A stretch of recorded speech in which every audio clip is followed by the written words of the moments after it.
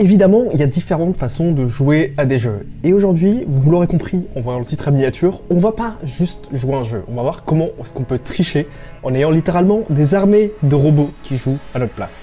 Et on va pas appliquer ça à n'importe quel jeu. On va appliquer ça à la plus grosse bataille, au phénomène du moment. Je parle de Reddit Plays.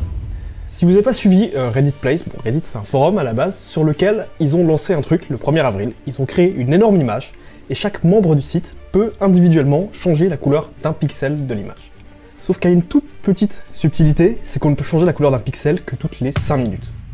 En France, les streamers se sont lancés là-dessus et les Français se sont réunis. On avait parfois plus de 400 000 personnes connectées à un live pour travailler ensemble sur des projets sur ce jeu-là.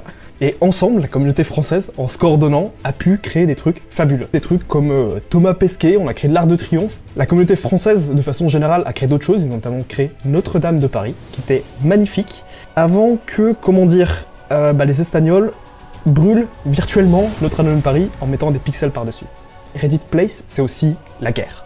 Ouais, le projet était ouvert seulement pour 4 jours, et la taille du terrain est limitée, donc chacun se battait pour prendre des morceaux de terrain et faire ses propres dessins. Bref, pour pouvoir réussir à faire des réalisations comme ça, tout s'est organisé très vite. Et c'est en collaborant, en s'organisant comme ça que les gens ont pu créer des trucs fabuleux. Enfin, en se coordonnant, ouais, mais est-ce qu'il n'y a pas eu un peu de triche derrière? Ouais, très vite les Français se sont accusés d'utiliser des bots, c'est-à-dire littéralement des ordinateurs qui jouaient à leur place. Au lieu d'être derrière son ordi et placer un pixel toutes les 5 minutes, on a été accusé d'avoir des robots qui plaçaient des dizaines de pixels de façon automatique. Mais vous le savez, moi je suis ingénieur en sécurité, et forcément quand on me dit que des gens font des choses comme ça, ça me paraît pas si évident que ça. Parce que évidemment, un forum aussi gros que Reddit a des sécurités pour empêcher les gens de faire ce genre de trucs, de créer des comptes à l'appel et de pouvoir pourrir le site de façon automatique. Alors quelques heures avant la fermeture de ce jeu, littéralement 5 heures, parce que faire des choses en avance, c'est pas marrant, hein, c'est mieux si on a du stress et qu'on s'y prend à la dernière minute, évidemment. Et bien je me suis dit, tiens, et si moi j'essayais de créer mon propre bot pour essayer de faire mon propre dessin seul? C'est ce qu'on va voir aujourd'hui, bot ou pas bot, est-ce qu'il est vraiment possible de tricher? On va essayer de voir quelle mécanique il y a derrière, quelle sécurité aussi il y a derrière, et finalement, qu'est-ce qui est vraiment possible? Bref, c'est parti pour une aventure. Alors évidemment, dans l'événement, au milieu de l'effervescence, etc., il y avait un certain nombre de controverses. Évidemment, l'objectif n'est pas de pourrir le site et de travailler de façon automatique, il n'y a juste aucun intérêt, qu'on soit bien d'accord. Mais quand même, on utilisait différents outils. En France, par exemple, on avait un plugin qui était utilisé pour faire un overlay, c'est-à-dire qu'au lieu de comparer l'image de base et ce qu'on a essayé de dessiner, ce qui n'aurait pas été facile pixel par pixel, on avait un système qui, par-dessus la carte, affichait quel pixel fallait qu'on place. Mais si on regarde un peu ce qui se faisait dans les autres pays, on est déjà sur des outils un peu plus douteux. Notamment en Espagne, les streamers incitaient les gens à utiliser un script. Et là déjà c'est super intéressant pour comprendre comment est-ce qu'on peut tricher à ce genre de jeu. Le code qu'ils utilisent a été fait en JavaScript, c'est-à-dire la même technologie qui fait fonctionner votre navigateur web et qui permet aux pages de fonctionner. Et c'est un script notamment qui est visible par tout le monde. Et moi je me suis amusé du coup à aller regarder qu'est-ce que faisait ce script que les Espagnols utilisaient. Et vraiment c'est bien fait mais c'est assez simple. Leur code utilise ce genre de coordonnées.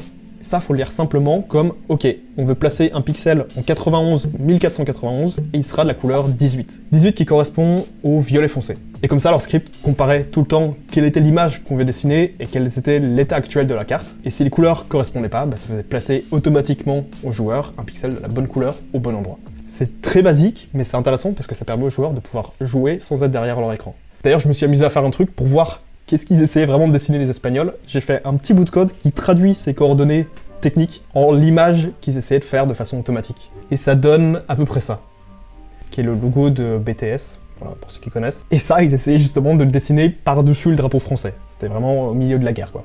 Et ce qui est intéressant, c'est que leur script pouvait aussi envoyer des mises à jour aux joueurs qui l'avaient installé. Et on voit que quelques heures plus tard, ils ont fait une mise à jour pour, en plus de dessiner ce truc-là, dessiner également cette image-là par-dessus. Un bon gros ratio, quoi. Mais ça, c'était encore mignon, entre guillemets. C'est-à-dire que c'est un script qui joue à la place d'un joueur, donc c'est un seul pixel toutes les 5 minutes. Quand on parle d'armée de bots, on s'imagine plutôt un code beaucoup plus puissant qui, au lieu de faire jouer une personne, ferait jouer des dizaines de comptes à la fois. Et c'est là où je me suis demandé, est-ce que c'était vraiment possible de faire ça?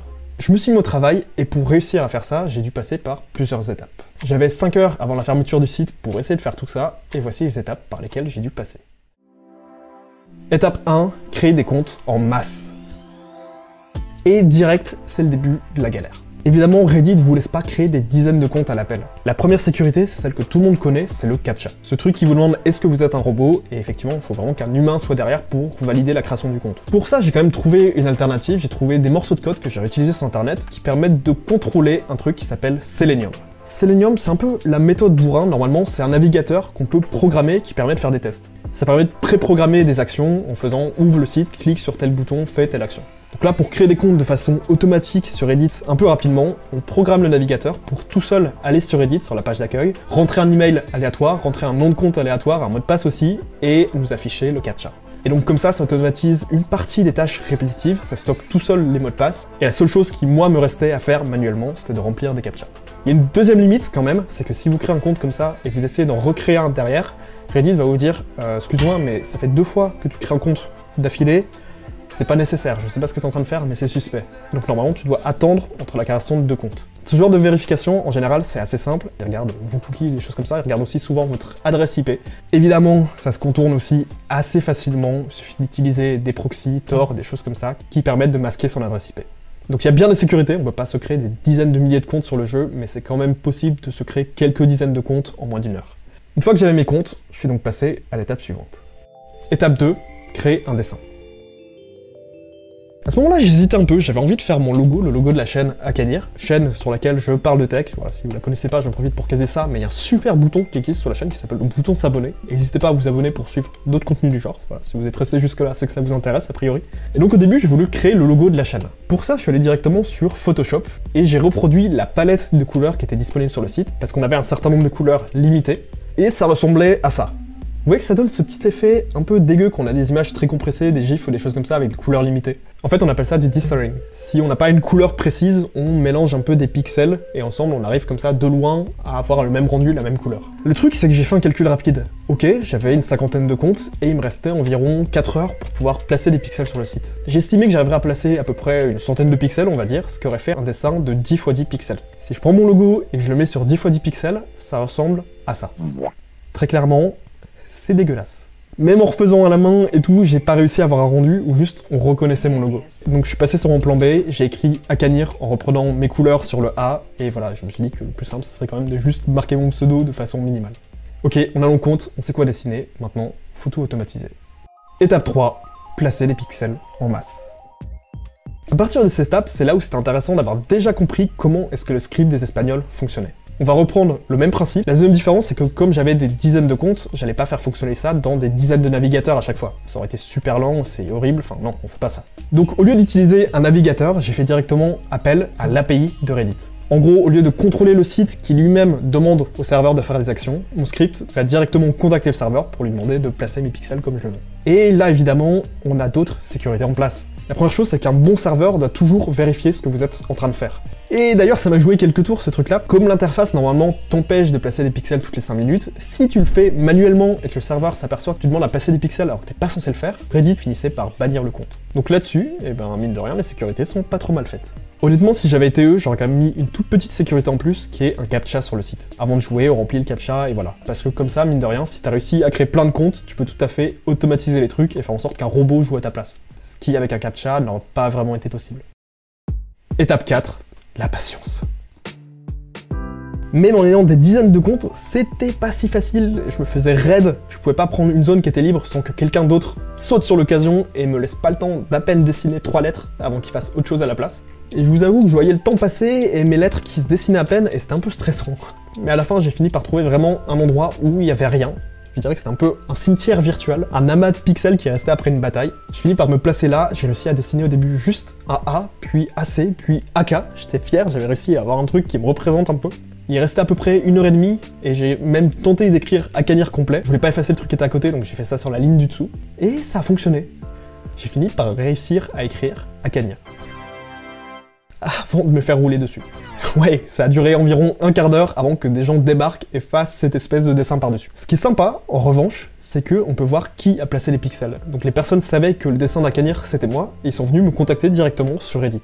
Et ils sont venus m'expliquer qu'en fait, ce dessin, c'était un truc qu'ils avaient avant que la zone devienne littéralement un cimetière en se faisant détruire, et que eux, quelques heures avant la fermeture du jeu, ont décidé de revenir et de recréer l'œuvre qu'ils avaient à la base à cet endroit. Donc c'est génial en fait, mon proof of concept a marché, j'ai pu faire mon dessin, et les créateurs ont repris leur espace, et finalement c'est bien, j'ai pas du tout nui à leur art, j'ai pas du tout nui au projet. Alors conclusion, est-ce qu'il y a vraiment triche ou pas? Donc vous l'aurez compris, oui c'est possible techniquement de tricher, mais je pense que c'est quand même limité. Heureusement c'est Reddit, et heureusement ils ont des sécurités qui honnêtement sont vraiment des standards et sont pas trop mal faites.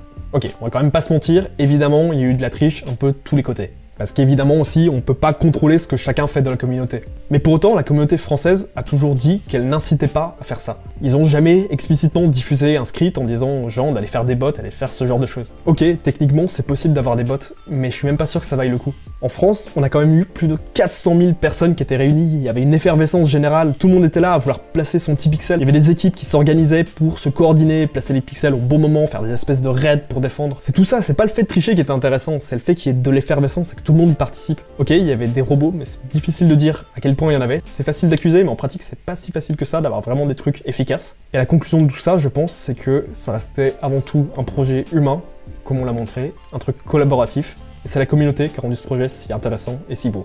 C'est tout pour moi, j'espère que ce petit aperçu vous aura plu, et je vous dis à très vite. Ciao.